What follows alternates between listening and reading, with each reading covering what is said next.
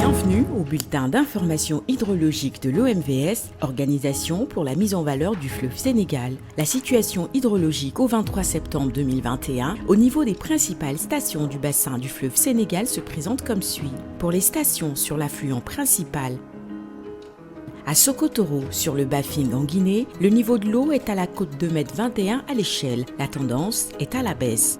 À Balabori, sur le Bafing en Guinée, le niveau de l'eau est à la côte 3,77 m à l'échelle. La tendance est à la baisse.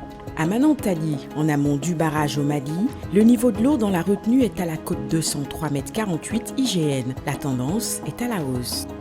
Pour ce qui est des stations sur le fleuve Sénégal, à Caille, le niveau de l'eau est à la côte 4,09 m à l'échelle. La tendance est à la baisse.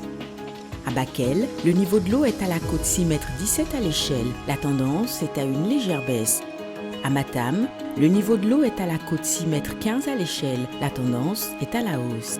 À Podor, le niveau de l'eau est à la côte 4,24 m à l'échelle. La tendance est à la baisse. À Richard Toll et Rosso Mauritanie, le niveau de l'eau est à la côte 2,99 m à l'échelle. La tendance est à une légère baisse.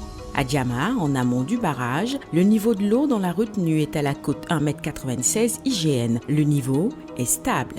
À Saint-Louis, le niveau de l'eau est à la côte 0,93 m à l'échelle. La tendance est à la baisse.